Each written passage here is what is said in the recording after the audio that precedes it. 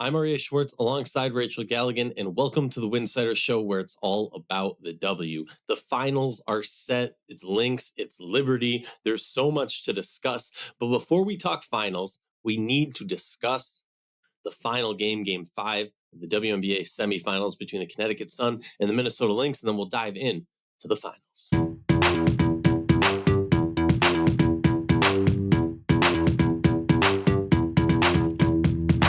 If you like our show, please consider joining our Patreon community, patreon.com/Winsidr. For less than a cup of coffee a month, you can directly show support for the hard work we do covering the W.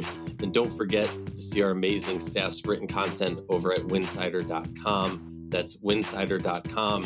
And supporting us on Patreon /Winsidr supports the whole Winsidr team, just to be clear. Welcome back to the show. Excited to be here. Before we dive into the episode, and I'm going to drop this one more time after the end, towards the end of the episode, or maybe in the middle, but we're doing a giveaway with our partner, Homage. We're giving away a WNBA team hoodie plus a t-shirt of your choosing. All you have to do is email aryeh@winsidr.com. That's ARYEH@winsidr.com, and share with us your favorite WNBA memory. It can be from this year, it can be from previous years. We want to hear your story. Get creative, pull on our heartstrings, and we will be picking a winner who will get those prizes. Again, that's email your story at aryeh@winsidr.com. All right, Rachel, finally into the episode, finally chatting WNBA basketball. Give me a one-word reaction to the Minnesota Lynx taking Game 5 last night at home. Blah. Okay, let's dive into this because we were texting, look, obviously I'm sitting there. I had my predictions going into it. And I'm not just going to sit here and say, hey, everybody, listen to Rachel and I, because we clearly knew what we were talking about. We said this was going to be the finals. We continuously, preach certain things that happen to come true. So I'm not saying, we can tell the future. But when you're talking WNBA, maybe give us a little bit of credit of our knowledge. But Rachel, why was last night such a blah to you? Just the Connecticut start. I really felt like, through the course of this series, that the way these two teams match up, the way it had gone, we hadn't had an overtime. I don't think we've had an overtime game yet here in the playoffs. It just was, I had this hope, this expectation that it was just going to be this crazy, memorable Game 5 experience with two heavyweight, defenses and just big shot after big shot. And it just wasn't that. And so I think, yes, we definitely predicted that Minnesota would be in the finals, the top two teams. There's no surprise when it comes to that. I'm just a little bit surprised and disappointed of just just the way Connecticut came out in that first quarter. And honestly, maybe it's less about Connecticut and more about what Minnesota came out with in that first quarter. I mean, they kind of the Lynx just ran away with it, 31-18. I mean, that's a massive hole to dig when you're on the road for the Connecticut Sun and, you're trying to, get yourself to the finals again. And so this team with so much experience. When we did the last show, I think it was our Bleacher Report show, you talked about the experience of the Connecticut Sun, and it really reminded me, okay, yeah, like they've been in these moments, they've been in the semifinals, they've been in the finals. We talked about how experienced this team was. They know what it takes to win. I was just really shocked for Connecticut and I don't even want to say it was flat, but it was just, I guess, flat. I don't know. It's not like they shot terribly. I just feel like they were just running out of gas. I think that's the best way I can describe it. It was shocking to me to see this Connecticut defense not be able to execute their defensive game plan or scheme whatsoever through the course of that game. That was shocking. And then they have to. And you even heard Stephanie White talking about it. I think it was after halftime or after the first quarter. It's just like, we have yet to defend the way we want to defend. Minnesota shot 49% from the floor, 39% from the 3-point line. Minnesota absolutely dominated the paint, 40-26. That's unlike Connecticut. From the rebounding standpoint, it wasn't terrible. Connecticut actually won that category, but when you're shooting as well as Minnesota was shooting through, it's not like they were like crazy out of their mind shooting either. But they did shoot the ball well. There weren't a lot of rebounds to be had, at least when it comes to, to the offensive end of the floor, things like that. But it just felt like, and then when Marina Mabrey went down, that was a huge blow, only playing 13 minutes. I just kind of thought to myself, this is not, it's going to take a monumental effort for Connecticut to be able to come back into this thing and even make it interesting. And I think that's why I say blah, is I just wanted it to be interesting. I expected it to be a lot closer and a little bit more competitive than what it was. But you know what? Tip your hat to the Minnesota Lynx. They were clearly on a mission, and there's no doubt in anyone's mind after watching that Game 5 last night that this is the better team. And it's obviously shaping up for a really exciting finals, which I know we'll get to here in a little bit. But what are your thoughts last night? I know we were texting rapidly back and forth. I'm just a little bit disappointed. I really wanted it to be like a nail biter, crazy finish type of game. No, and I think that's totally fair. Look, I almost want to tell you, Rachel, you know who Connecticut is. We've seen this historically. Let me read a tweet that we had sent each other, or you sent me, that drops some stats. 2019, they lose in the finals. 2020, they lose in the semifinals, which, interesting enough, their record in 2020 was 10-12, which is just wild. 2021, they lose in the semifinals. 2022, they lose in the finals. 2023, they lose in the semifinals. Over the last 5 seasons, they have the second best record in the WNBA with 111-53. Yeah, so for me, and I was in communications with a variety of different people who have been in the know with Connecticut, whether that's you or some other people, and we're talking about this, and it, like, okay, going into the game, right, there was this opportunity for Connecticut to finally rewrite their history, to finally change the story. And Rachel, we talk about this a lot, especially when it comes to like all-star voting or end of the year award votings. This is your legacy, right? As of today, I'm not going to talk about DeWanna Bonner because she won rings in Phoenix, but for Alyssa Thomas, for Bree Jones, for, Ty Harris, start of her career, whatever. Marina Mabrey. The inability, Mabry, I'll give a little bit of a buffer to because she was only on this team for half the season. So, like, fine. But, like, the Connecticut Sun, and specifically, I want to say Alyssa Thomas, her legacy as one of the greatest players in WNBA history, it does, as of now, she has not won a ring. She has ascended the mountain many times, has not been able to get to the peak. And we can look at that. I've gone on rants. I don't know if it was on the podcast or on the Bleacher Report stream, if it was Twitter, or if it was just me complaining to you on our random calls. But it feels like this was such a great comparison between a team that did an amazing job of building around a star player in the Minnesota Lynx, finding players that will allow Phee the area and space on the court to perform at what she's best at doing, but also surrounding her with players that make her better because she doesn't have to do it all.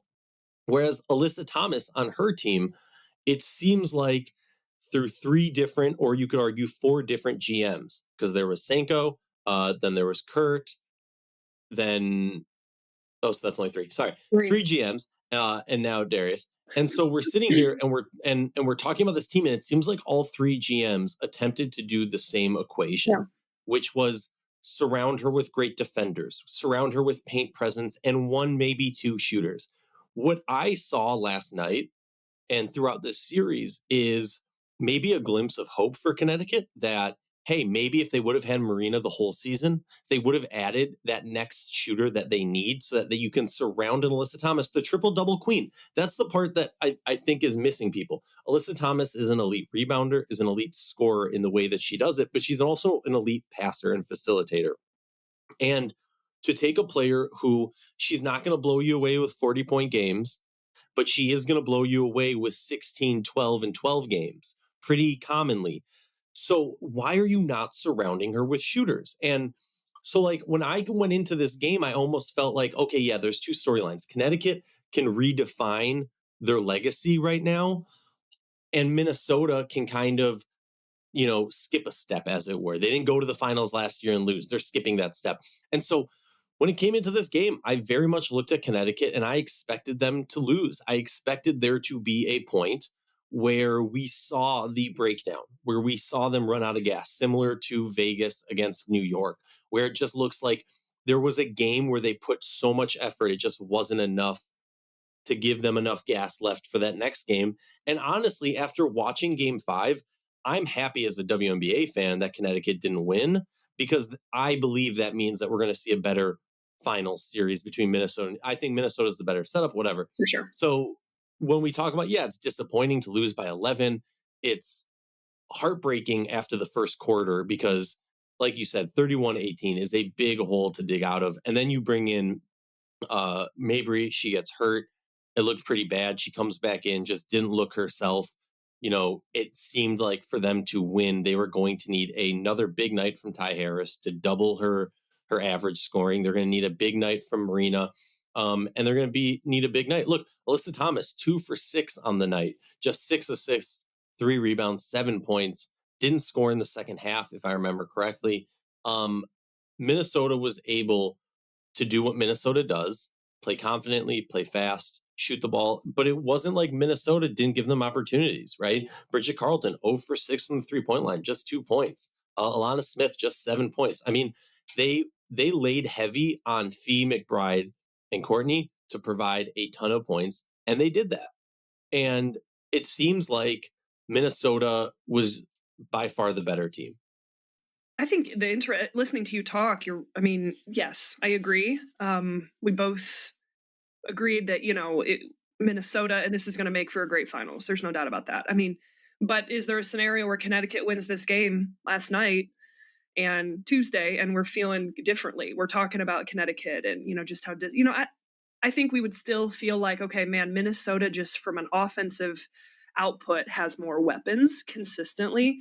But looking at this game 5 between Connecticut and Minnesota, it really didn't come down. And now, obviously, Mabry being out is major. I said that at the start of the show. But the defensive, Connecticut put up 77 points, but they gave up 88. And that's not what this team does. For all those years you just talked about, that team made it to the semifinals, made it to the finals with their ability to hang their hat on defending and getting stops. They weren't able to slow down Minnesota whatsoever. I think the Lynx came out, they punched them in the face, and they just kept swinging. They kept swinging. They were the aggressor. They set the tone. They sent the momentum, and it felt like Connecticut was just on this uphill climb for an entire 40 minutes of the game. And so that's to me what's the most shocking thing is, this has been the identity of Connecticut and their ability to get stops and their ability to defend. Let them down because they just weren't able to. And again, you give credit to Minnesota because their execution and just how good this team is offensively. That's exactly why we have them in the finals, or we had them in the finals. But the bigger question for me is just how long does this Connecticut look the way that it is? You almost get the sense that this is an end of an era. How long can you continue to run this same core back with Alyssa Thomas, DeWanna Bonner, Bree Jones? Obviously, adding Marina Mabry was a piece where this franchise was trying to be aggressive. They wanted to win right now. If you try to run it back again next year, I'm sorry, but I just get the same feeling in my stomach. It's not enough. It doesn't feel like enough to contend with the New York Liberties of the world, now the Minnesota Lynx of the world. That it's like what Becky Hammond said about the Aces. This team was built to take us out. Connecticut was built, honestly, to have success 4 or 5 years ago. The rest of the teams in the league have grown so much, and you've added so many different weapons on some of these teams. You almost kind of get the sense that, like, man, I'm not saying Connecticut's hanging on by a thread, because obviously this team and this core has had a ton of success, but I feel like they're almost at a point where it's like, it's just not going to be enough. The ceiling for this team is always going to be like 3rd or 4th best. That's just a gut feeling that I have. And again, maybe game 5 goes differently and I'm talking in a different tone, but I think you and we've talked about this team in this manner for a couple years now, for sure. So, what is it going to take with this franchise to get over the hump?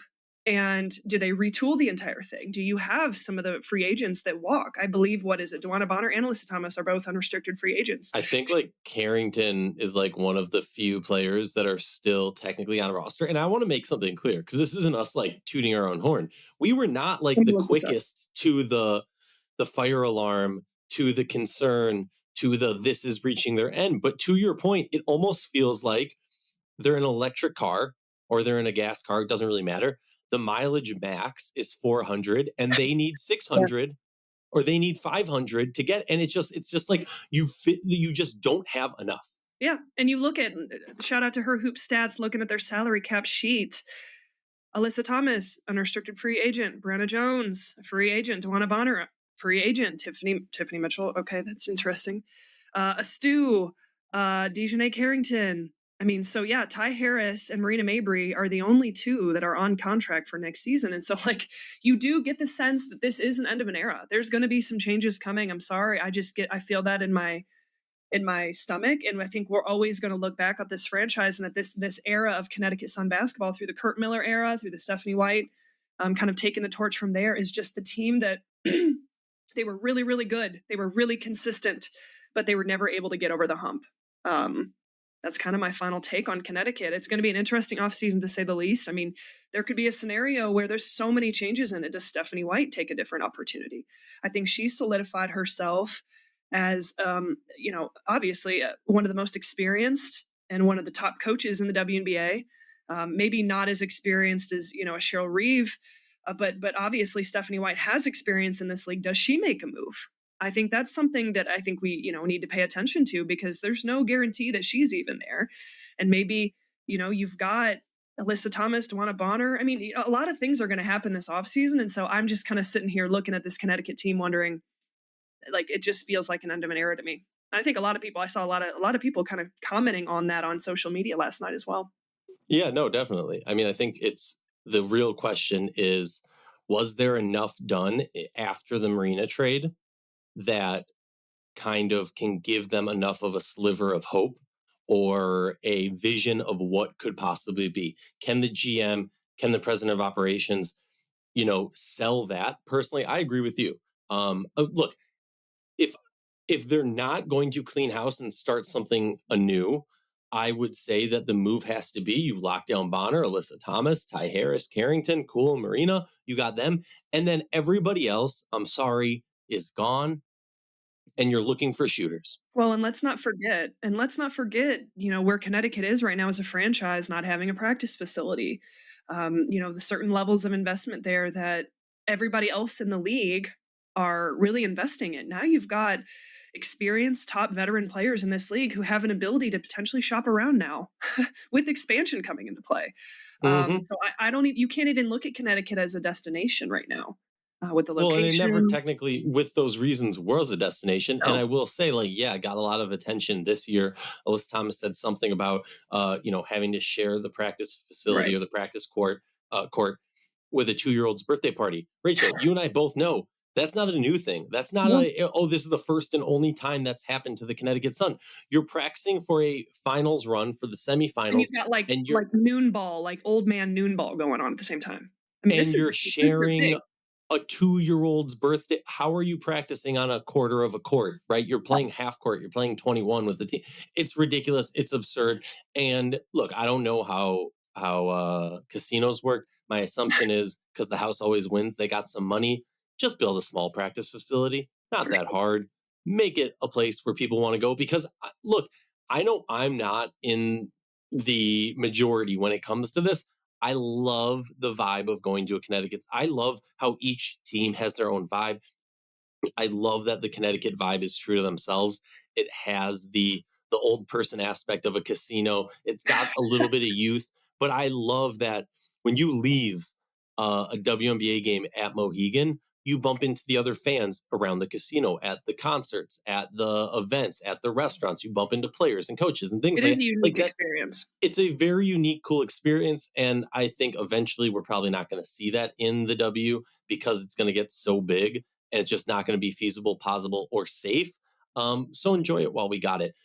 Moving on to the finals, Rachel. Yeah, let's talk.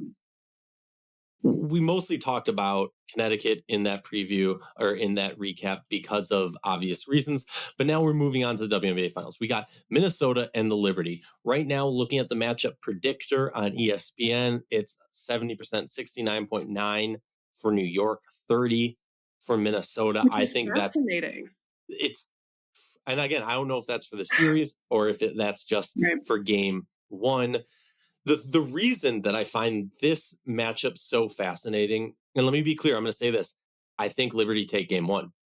The reason I view this as such a fascinating, interesting one, the only team in the league to own the regular season series with New York is Minnesota. We talk about matchups. We talk about, I personally, disagree with me if you want. I think Connecticut was a tougher matchup for Minnesota than New York is. New York plays a style of ball that Minnesota's players can adapt to and play with, and it's kind of how they're built to play. Minnesota had to bring in. Just look at the regular season. Look at the Lynx, 3-1. And the one loss was right after they beat them in the Commissioner's Cup. This is a good matchup for Minnesota. It's a good matchup, and also they didn't make a trade mid-season to face New York. Right. They brought Maisha Hines-Allen in to face the Connecticut, knowing they had to go through that step. You didn't bring in a juggernaut to go up against New York. Is it going to give you a benefit and some additional help? Yes, no question. But I'm curious. You have been on the Sabrina bandwagon, holding up her posters, whatever you want to say, saying she is the key factor for New York getting to this point. Is she still the key factor in your eyes in this series? Does it switch, or where are you at? I do. I think she is. I mean, when you look back at, some of the games, I'm just slowly kind of pulling these up here real quick. In their first meeting had 13 in the Commissioner's Cup game. What did Sabrina do? Oh, give me a second.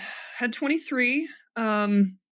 I don't know that I get the exact same feeling as I did against the Aces. I don't know, honestly, that I haven't analyzed it. So you guys are listening to me analyze this just live as we're talking.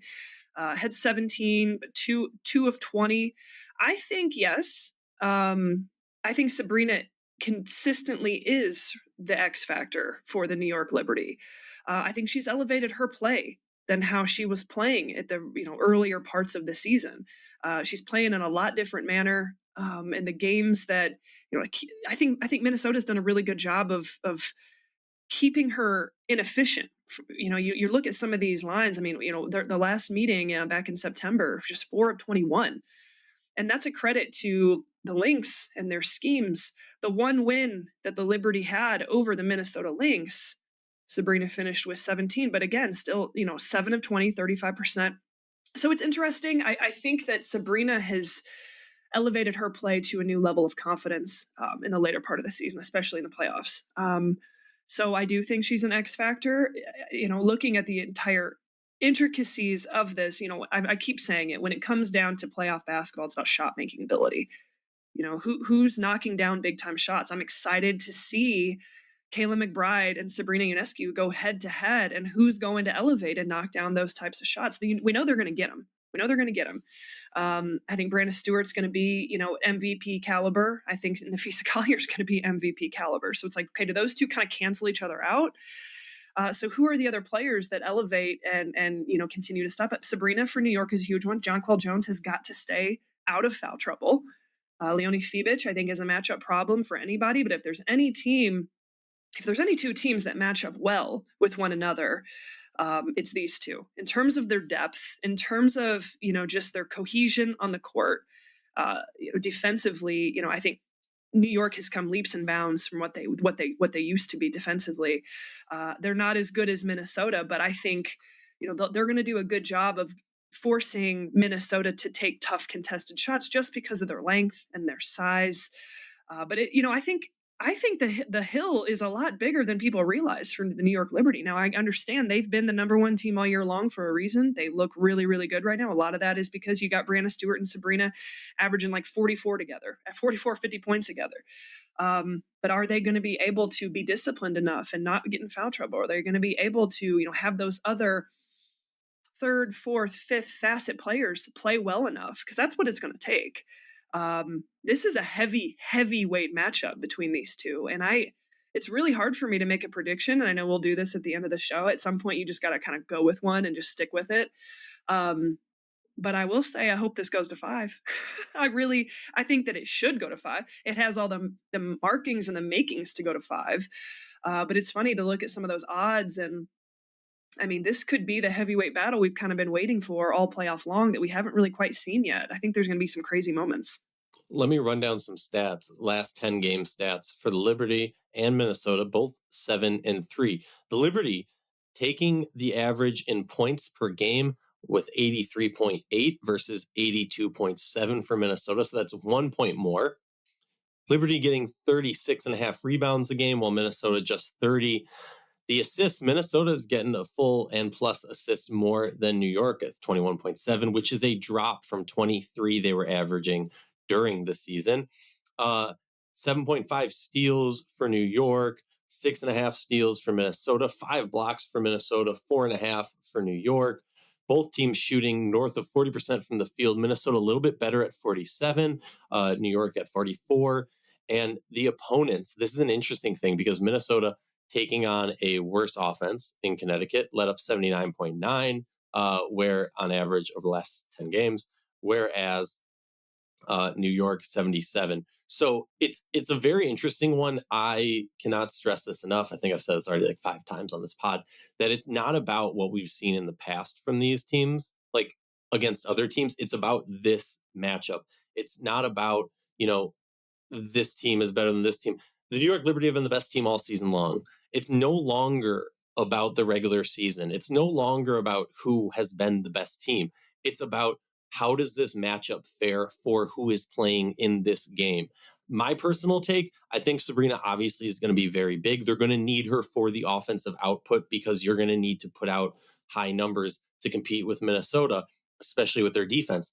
My key player for New York has to be Jonquel Jones. She has an element that Minnesota cannot match. She has the size. She has to be willing to bang down low, but she also has to stretch that defender and bring her out of the paint. And she's got another gear. She's got another gear that I don't think she had to when it came to the Aces matchup, but she's got that other gear that if she hits that, and that's scary for everybody involved. And that's the gear we saw in the finals while Stewie disappeared last year, for lack of better terms. On the Minnesota side, who are the key factors? I mean, you have to think Courtney Williams not pressing the game, let it come to her. Yes. Kayla McBride needs to hit big shots. Like, the difference is, I think, is because Bridget Carlton had 2 horrible games offensively, going like 1 for almost 20 from 3. Yeah, we can't have She's that. due. We can't have that. They can't have that. She's due. You need Courtney. Like, at the end of the day, I think the beauty of Minnesota, and we've been saying this all season long, is when one player is struggling, they have players who are not going to every night put up 25. But when they struggle, another player can step up. When you have that love or that versatility and that the spread, you're able to find opportunities for different players to score, to put in big shots. No injuries going in as of now. I'm excited. Obviously, Fee's going to do Phee things. Stewie's going to do Stewie things. It's going to be, and we say this a lot in the finals, it's going to be somebody else who steps up and does something crazy. It's so interesting because I think the margin here is very small between these two teams. And obviously, you look back at the 4 meetings, Lynx have the advantage 3-1. Okay, 3 of those meetings were before the Olympic break. But outside of the addition of Maisha Hines-Allen, I have to put some weight on that. And what I'm putting weight on that is Cheryl Reeves' ability to game plan against the New York Liberty. What's going to be fascinating to me is, okay, it's like pick your poison. What is your poison, right? Do you allow Stewie to go off for, 30? Do you allow Sabrina and Stewie to combine for 50 and take away other elements of it? It seems to me like Cheryl Reeves understands this Liberty team. And if there's any coach in the WNBA who can go up against it and game plan and scheme, it is Cheryl Reeves. And I don't think, we've got to put a lot of weight on that and her scheming ability. It's going to be interesting, especially in game 1, analyzing how Minnesota is picking their poison when it comes to the Liberty and how they're going to force certain actions or force the ball to be ran through certain people. I don't want to sit here and say Reeves got the edge or she's got, Sandy's number, but that's something you got to put some weight on. Another thing you got to put some weight on is the rest factor. The Minnesota Lynx having 1 day of rest, not even rest, 1 day of prep before facing the New York Liberty, who've been sitting here hanging out for 4 days, or 4 or 5 days, is a huge advantage. Home court advantage, that is going to be huge. I mean, I think, when you get to this point and the 2 best teams, and everyone sees, oh yeah, New York Liberty have been the best, they're the favorite. Meanwhile, Lynx have beat them 3 times throughout the course of the season. In my mind, I don't know who like if I'm the betting odd gods, like I don't know who I'm putting as the favorite. But it comes down to these little marginal things, right? It comes down to luck. It comes down to home court advantage. It comes down to coaching philosophy and just scheming and end game situation comfortability. And so this is what makes it really fascinating between these two, because it's not just, you know, another just, okay, let's go in there and like see how this can go and hope that, we make enough shots to win this game. There's going to be so many factors at play. And obviously I think it's fair to probably I agree. I think New York will take game one, being at home, being rested. That's a big turnaround for the Lynx to have to play last night, travel today, get there, prepare, all those things. That's a lot. And so I would be shocked if the Lynx can go up to Barclays and pull one off in game one. But yeah, I just think, when you're at this point, you're in the finals, it's those tiny marginal things, and obviously luck. You've got to have luck on your side. But this is fascinating. I'm really glad it played out this way. I'm glad it played out this way because you're truly getting the two top teams. And I don't even know that you could sit here and say, in the grand scheme of it, one is actually better than the other. I'm 100% with you on that. And I also think if there is a team, look, New York's been the best team all season long, but if there's a team that has a chance to beat them in the finals, it's Minnesota. It wasn't Vegas. Nope. It wasn't Connecticut. It wasn't any of these other teams. It's Minnesota. We got the finals matchup we want. And now all we can do is sit and wait. Right when the playoffs started, or even before, Rachel, you said New York in 5. I said Minnesota in 4. We both agreed that it was going to be New York, Minnesota in the finals. Feeling pretty good, chest out, got the hubris going because we got it right. We then, after the first round, repeated the same exact takes. So now I'm curious for you, Rachel. Have we been right? Have we been accurate the whole time? Except for maybe, I think I keep saying game 5 because I want there to be game 5s or game 3s. But so you did say in the semis that New York would win 3-1. And I think you've been right. I expected Minnesota to take game 4 in Connecticut. You said it was going to go all 5. But yeah, so now feet to the fire, Rachel. Man. Who are you going and then how many? I can't end my streak here. I think I'm going to speak it into existence because we deserve it. I'm going to say this is going to go to 5, and I've got the New York Liberty in 5. I do think it could go either way. It would be incredibly fun and amazing to watch Minnesota come through and steamroll this season the way they have and to go win this thing. I think it would be historic to see this franchise get another championship, and to do it in this manner would be so special. But what I'm hung up on is just the progression of the New York Liberty being in the finals last year, and probably in some ways giving it away, feeling like they lost an opportunity, having that experience together in their core, having to sit on that for an entire year now. Now here they are back in this environment, opening up at home. They're healthy. I just feel like they're going to find a way to win this. I think they'll win in 5, and it'll be really, really close. I'm going to add to that I think if they don't win, it is a disappointment of a season and a huge letdown. And I do want to add, it would be so depressing for the Liberty faithful and for the franchise in general, because this should be their year. They are primed and ready to go take this. They have the path right in front of them. Opening up at home, having the rest. I mean, everything is laid out. The body of work. It's theirs. It's theirs for the taking if they just do enough. But there is something about, I will say, there is something about this Liberty team at times that's like, does this team beat themselves? Like the foul trouble. I don't have the confidence in them. You don't? No. Okay, so give me your thing. And I haven't. No, so I went into this thing Minnesota in 4. I think that's a little bit haughty. I'm going to go Minnesota in 5. I'm going to adjust to go 5, mostly because I want it. But look, me personally, I think, we talk about the Liberty being built to take on Vegas. I think Reeve arguably was a little bit of a future teller and said, I don't need to build a team to beat Vegas. I need to build a team that can beat Vegas, New York, and those styles of teams. And that's where her mind was, that we need to have the variety of shooting. We need to have a defensive first mentality. And so for me, like, I think if you're Minnesota, yeah, there's a lot more length in New York. It's going to frustrate you. It allows them to play a little bit of a looser defense because that they have that length. But I just think this is the team Minnesota wanted to play in the finals. Yeah.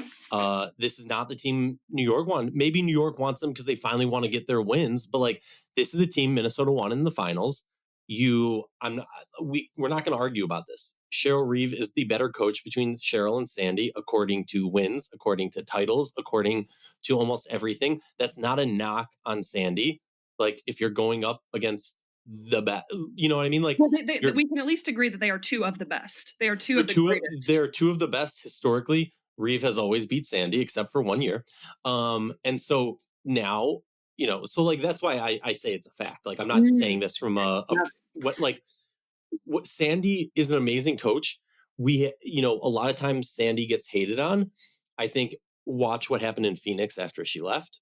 Watch what happened in a lot of different other teams that have star power. Sandy is a great coach who has the ability to handle many and big personalities who are superstars and still get greatness out of them, which I think is a underrated aspect of a good coach.